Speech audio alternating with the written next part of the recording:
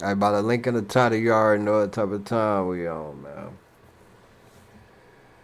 It's a woman realized her online date unalived her husband. Stop it, let go. I'm gonna leave body cam link in the description after the video.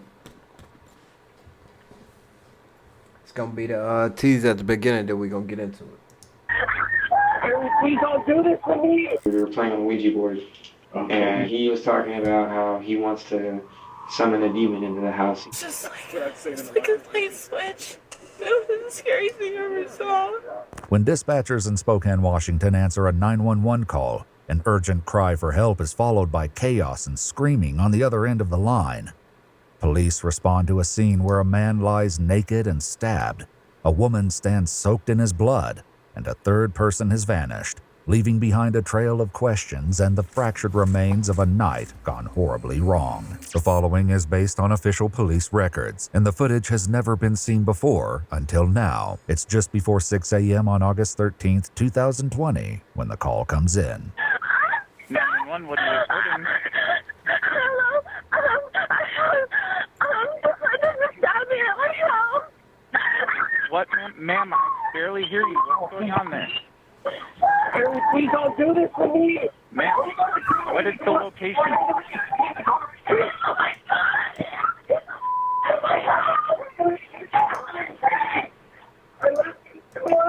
Hello, sir. Ma'am. Hello, is anyone there? Yes, ma'am. This is 911. Where are you at right now?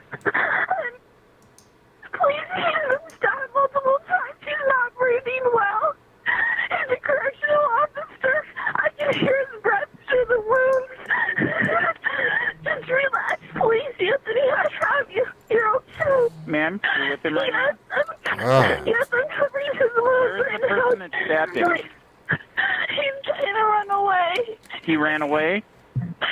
Yeah, please stop. Please hurry. He's not doing well. I love you. Haley. I'm Haley. here, please. Haley, do you know I who can did hear this? his breath. His name is Edward Martinez. Edward Martinez. And is it your boyfriend that stabbed? My boyfriend stabbed my ex-husband. He can hardly breathe. Okay. I really need medical assistance. Yeah, we're getting there, okay? The assailant, 19-year-old Edward Eddie Martinez, has already fled on foot. Officers arrive to find the neighborhood quiet, one pausing on the sidewalk to question nearby residents. You guys see anybody take off from here? You guys see anybody run away from here? Although officers don't yet realize the horrific scene waiting just inside the house, they're about to witness it firsthand. Still on the phone with Haley, the dispatcher attempts to get more information to help guide them to the residence. What color's your house? My house. The house that you're at. Come on. Help me, Haley. Haley. Haley, come out.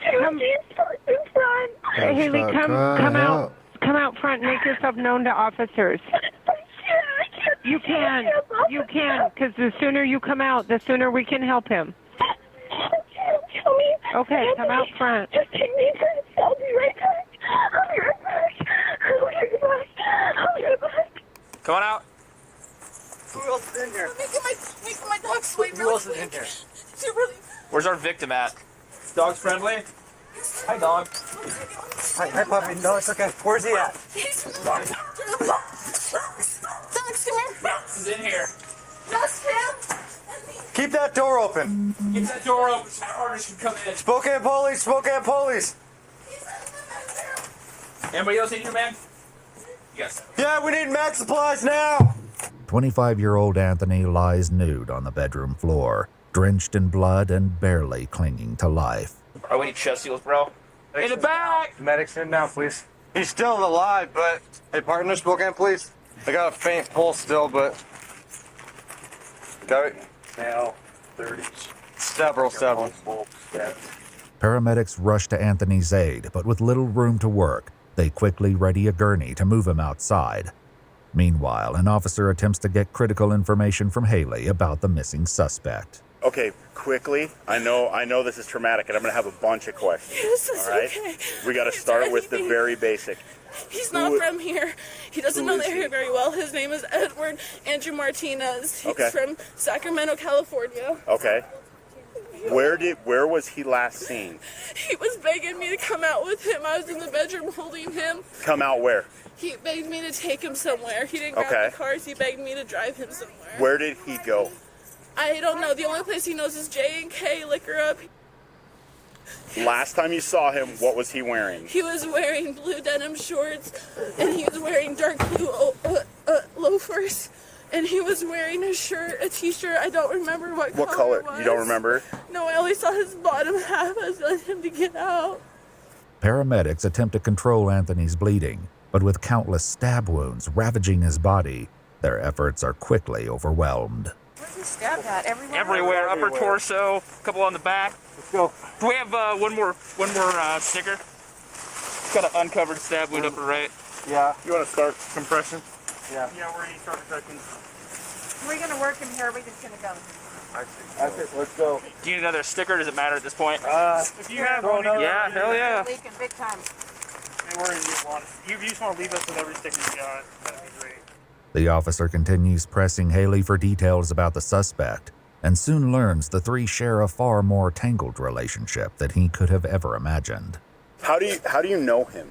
That's the thing about getting compressions when it's an open wound on you, is that you could bleed out of it. You know what I mean? Compressions is pressure. You get what I'm saying? That's the only downside to it. Just need to really get him to the hospital fast. We met online a few weeks ago. Were you guys in a dating relationship or something? Yeah, we were talking online for like a week or two, and I went down to California and picked him up. Okay. And brought him down here. So has he been living here? Yes, he's been living here for about 2 months. The male who's been injured, He's my ex-husband. does he live here as well? Yes. Okay. Did those two get into it over something? I'm sorry to disclose so much, but we were all like messing around in the bedroom. And he just prior to this? And he just snapped. And he was all into it. And I don't know why. Was everybody drinking today? Yeah. Okay. So you guys were all messing around in the bedroom. What precipitated the stabbing? I think that he couldn't get there, or he couldn't get hard, and I think that he was just intimidated or something. By your ex? So that's why he's nude? Okay. How did the stabbing occur? We were just messing around on the bed, and he said it was okay. And the next thing I know... Said what was okay? Edward said it was okay that we were messing around. Okay. And then he started stabbing Anthony in the back, and Anthony said, "Ow, stop, what are you doing?"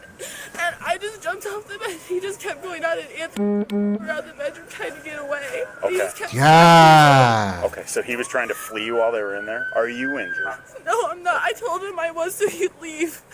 The officer escorts Haley to his cruiser where she can stay warm, given that all she's wearing is a blood-soaked robe.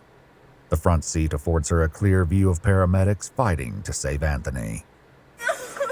It's okay. So he's got a pulse. He's all right. Okay?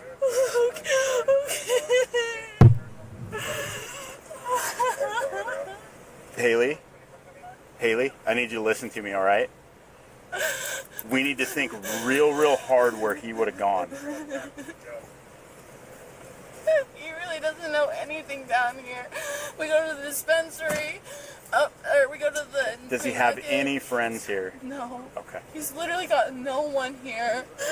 Oh, God. Haley, look at me, okay? Haley, don't look over there.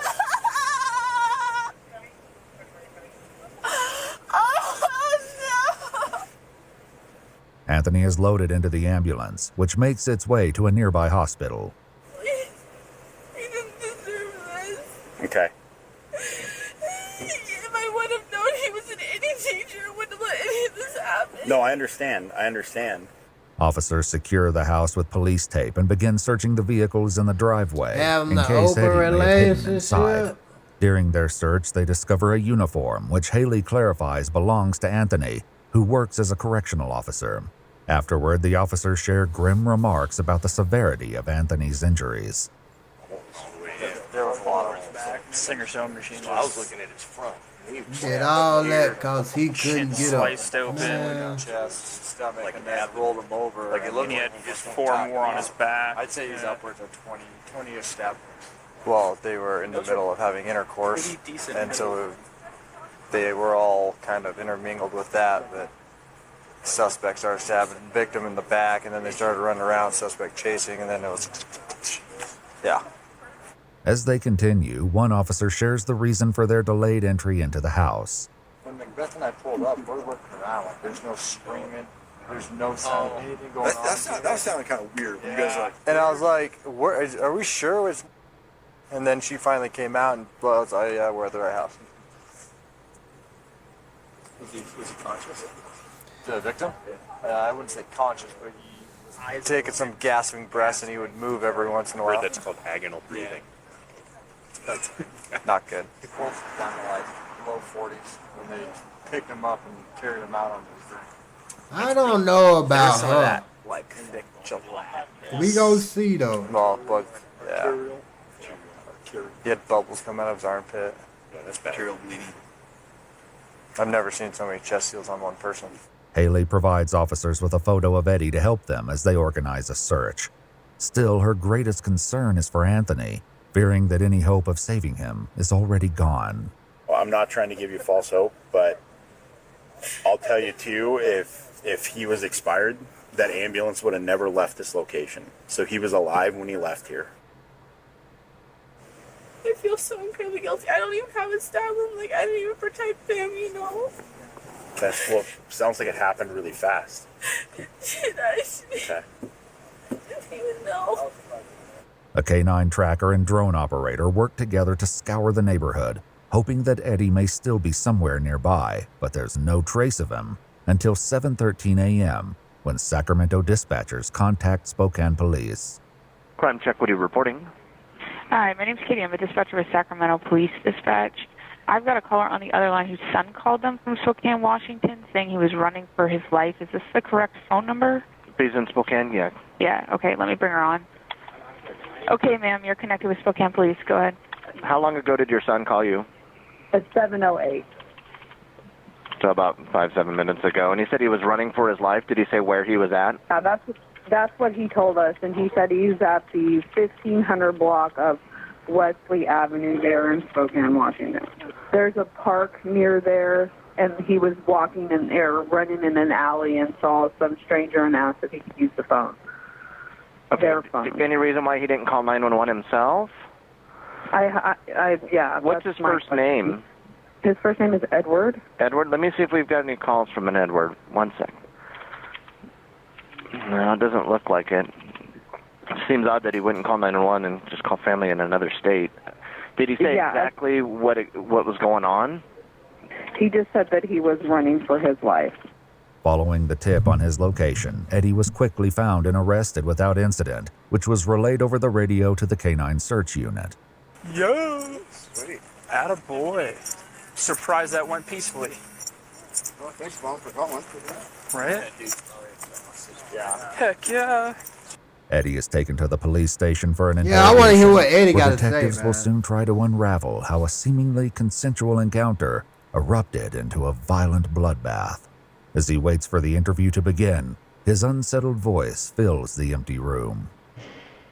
I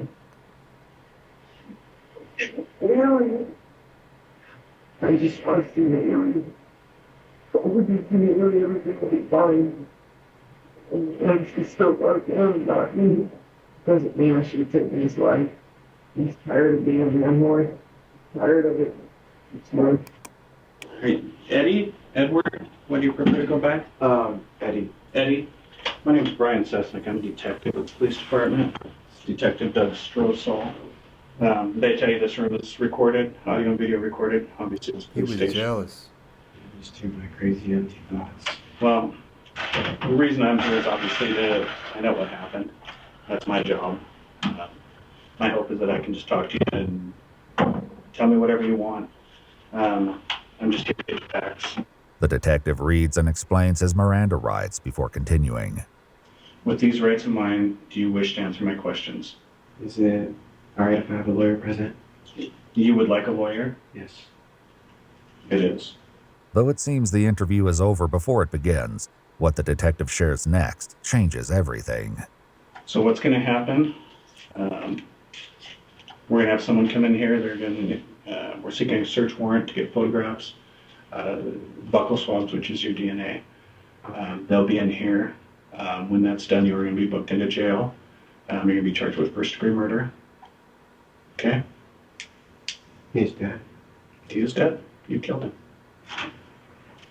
If you change your mind and decide you want to talk to me about this, you can always send a kite.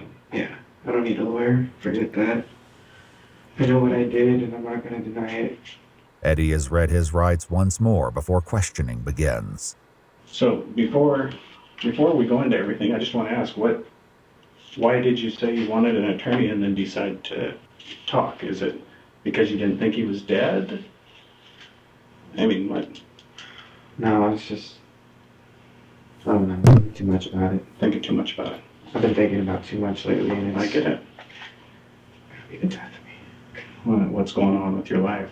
I've just been off a lot, and like, just not doing the right thing, and it took me over mentally, and thought I was going crazy. Mm-hmm. But I literally thought that there's like someone else in my head. Like, I'm not the only one in my head. Might need testing, because I don't know. Do you have a counselor? No. Right. What are the tattoos? So you got a Oh, tree with S's. that's a tree of life. What about the K on your finger? My girlfriend's got a matching Q. Oh, okay. Does it mean anything, or is it just because we're together? Just because you're together. I mean, probably not no more, but yeah. Eddie explains he first met Haley on the dating app Badoo. I guess I was the first one to like her on the profile, and she matched with me, and from there, we just clicked. Like, it just felt so natural talking to her, and you know, I was at a point in time where I just couldn't trust anybody around me, even people that I loved. Sometimes I just thought were shifty, and I don't know. I've just been seeing things in early up way. He tells the detective that Haley lived with him temporarily in Sacramento before deciding to return home to Spokane. I wasn't going to stop her. I just went with her. And a lot changed after that. Like, I like literally just cut everybody off for my new life. Sure. What all did you know about her at that point? Well, I knew her situation, but she was still living with her husband, who she's claims to be divorced with. Although Haley described Anthony as her ex-husband, their divorce wasn't yet finalized at the time of the incident. And I, at first, was okay with the idea of it, because she told me, you know, he's not going to be on no weird he's not gonna do the things that he did do, and did drive me off the edge. So how was the living situation in the house? It was fine, you know, for a while it just functioned, everything just worked, and there were moments where I would find text messages between them of things I didn't want to see, and that, you know, I kept telling her about it, I keep telling her, and she keeps ignoring it, you know. After news of Anthony's murder broke to his family, some were quick to point blame at Haley. I'm curious, have they arrested his wife? Anthony's wife? If not, you'll need to put her in cuffs. Yeah. All right. And so, for what reason? Apparently, what they said on KH2 on their website said that the two men live together. All right. Anthony's married. Okay. The suspect is his wife's boyfriend. I just think that she needs to be looked at pretty seriously. This girl has created this situation. This person who stabbed my nephew, she is just as responsible for this as he is. But as investigators have learned, I things would among the think three so. seemed cordial until last. I would think so as well, though. It's like, I would think this would be like, if you go rob somebody and you stay in the car, but the person go in the house or something, they hurt somebody, you should be held liable. So this is kind of the same scenario. She brought him to her husband's house. Oh, man. Ah.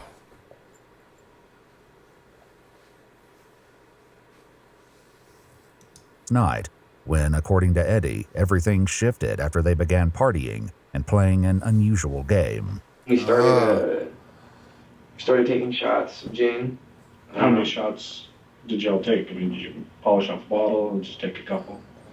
We had like 4 shots each. Okay. It was like one of the bigger Master Jam gin bottles. And we just took that. We also took a couple of dabs. You know dabs, right? Well, you tell me, just we're on the same page. It's like a THC wax, and they get it really hot and inhale it. Yeah. Okay. And so y'all were sitting around doing that. How were things going at first? At first, we were playing. It was pretty weird. We were playing on the Ouija board. Playing on a Ouija board? Yeah. Okay. And Anthony was talking about how he wants to summon a demon into the house, even though he thinks the house is full of good spirits, and summoned a named Zozo or whatever. He was like begging for Zozo to come and like, be there, and the thing moved to where he wasn't going to be there. Like, they said no.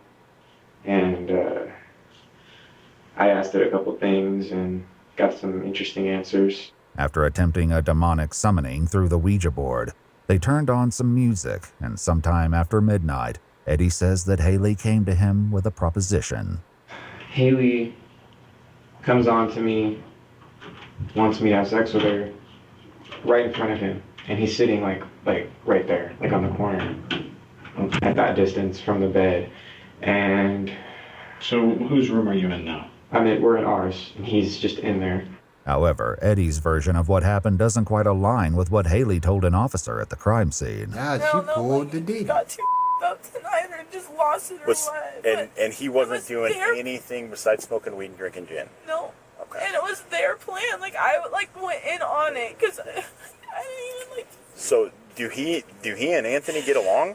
Yeah. Is their plan to have this sexual encounter with all of you? Yeah. Okay. She ain't even crying. I was really drunk, so I couldn't work anything up for some reason. I get that drunk sometimes. I can't. My body just goes numb. And I have a So you couldn't get hard? Yeah, basically. Okay. So what happens next? She starts trying to get me somewhere. It's not working. I don't know. We start messing around, and then Anthony starts coming up, rubbing mine and her feet. And just, I don't know, it made me feel uncomfortable, but, I was already uncomfortable. So it just, added to it, and I don't know, I started feeling a deep anger inside of me. Just building. He thought rubbing your feet. After a while, I What? literally took a step in the bathroom.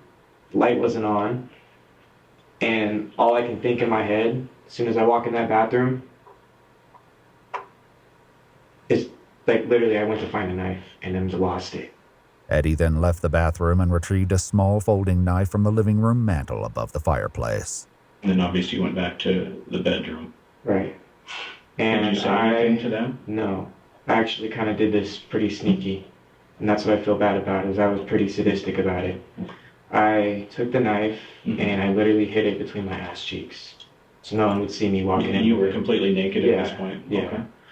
And sure enough, when I sat down, I moved it to where I could easily grab it.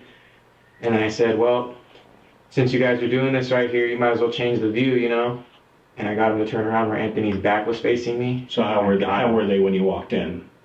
They were facing me on the bed. When I was sitting like this on the bed, when I laid down and hid the knife.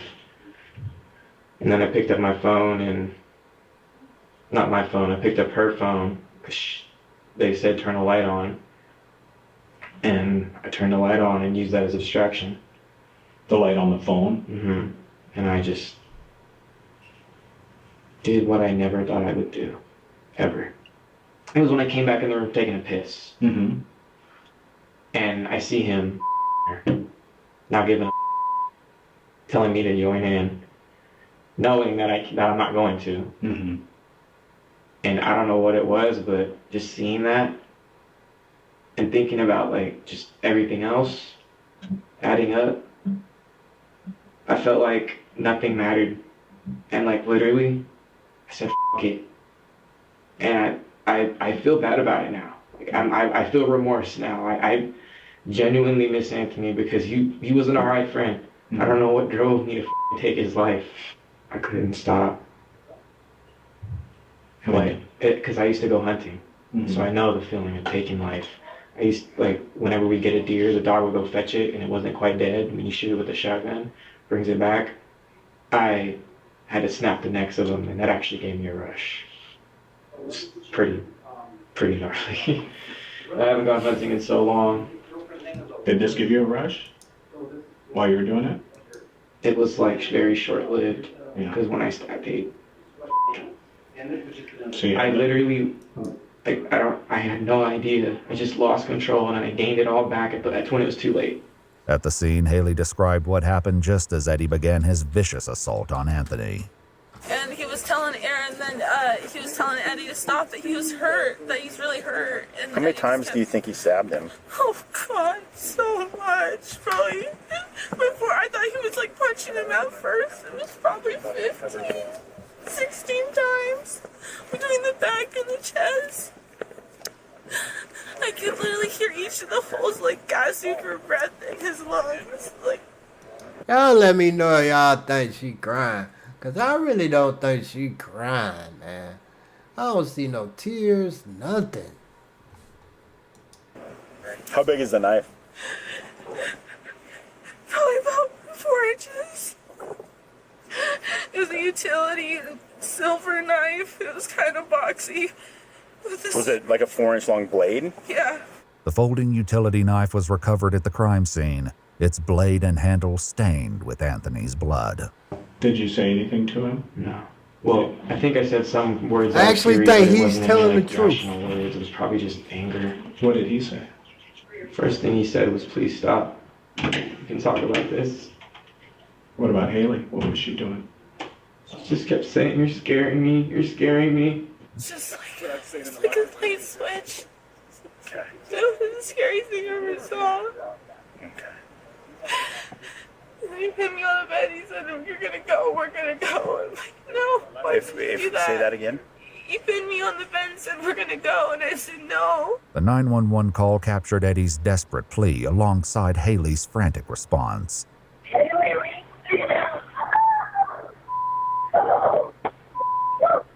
So he tried to force you to go?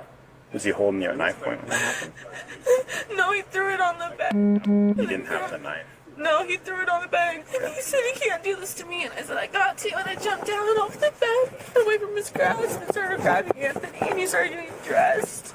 He said, "You gotta get me out of here. You gotta hide me." I'm like, "I'm not gonna hide you. I gotta make sure it's okay." You remember what you said to her? Yeah. I think. What'd you say? I said something along the lines of, "You have to help me. I can't go to jail." Did she agree to help you? No. I knew she wasn't going to. Was Haley a part of this at all? No. I think she knew it was up, though. At what point? Well, she told me I sometimes have these like swings, mood swings, not really mood swings, but like just episodes where I'll I just shift. It's like psychologically just shift, and I'm just like, I don't give. That's the me that doesn't give a, kind of thing.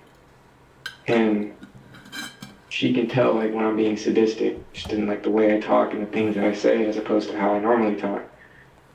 And she knew, because I was hinting at it, but I wasn't like being direct with it. I was kind of like smiling and laughing at her in a really f***ed up way, and like at that point I had just lost all. She said you started doing that before you left the room to go to the bathroom. Oh, that's because I think I was thinking about it at that time. You were thinking that you were going to go get a knife? Mm-hmm. That was before you went pee, though. Yeah. In the story you just No, told. no, it's not. She said they were there. You had a look. Yeah. And then when they started having sex when I came back, that's when I got the knife and then made another trip. I actually don't remember it fully and in like all the right sequence, so I'm not lying, I'm just like, No. You said you started thinking about it and you got that look, and that's when she knew. And she said that you had a weird look before you ever even went to the bathroom. And so I'm just wondering if, when you're in the room before you went to the bathroom, if you started thinking about this. Or if it was really when you came back from the bathroom and... If she knew why she didn't warn him. I was thinking about it. Now I'm like thinking all the way back. Like the premeditation started right there in the room. Before you even went to the bathroom? Right. Okay. As the detective digs for any prior history of violence, Eddie suddenly drops an unexpected bombshell about Haley. Anything physical between you and him ever before this? No fighting at all? Mm-mm. How was you and Haley's relationship? Because obviously, I can only imagine the stress that would put on. Well, our relationship was pretty rocky for a while. Like, not too rocky. Like, we genuinely love each other. At least I feel like. Mm-hmm. Even if whatever happens, and I honestly feel like we have a kid on the way. You do? She's pregnant? I did not know that. Oh, wow. So what do you want me to tell Haley?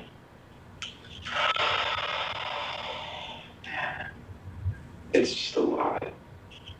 Is it possible if I can write it down a letter or something? Absolutely. I'd rather just do that. Once Eddie is left alone, he will soon resume talking to himself, spilling raw and unsettling thoughts into the empty room. Before stepping away to let him write, the detective answers one final urgent question about Eddie's legal fate. Am I doing life?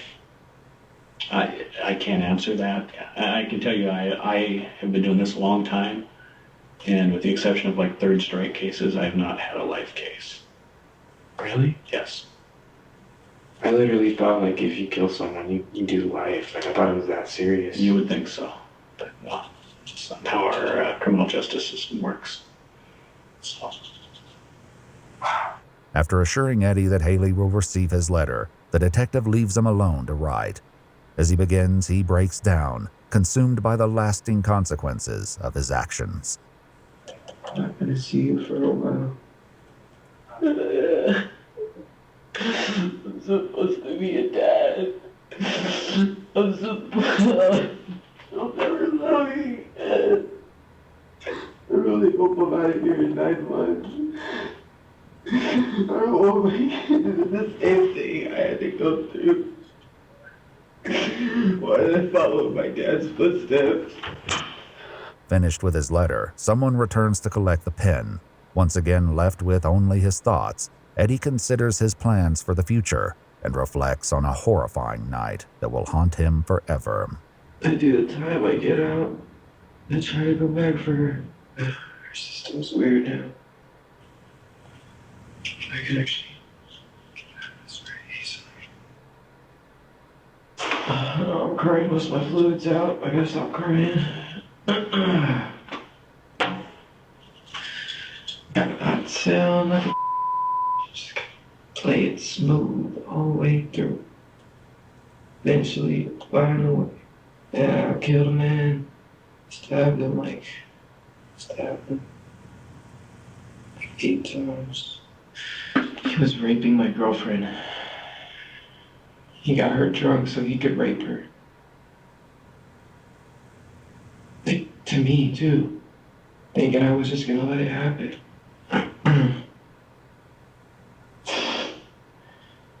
That's just me trying to justify it, though.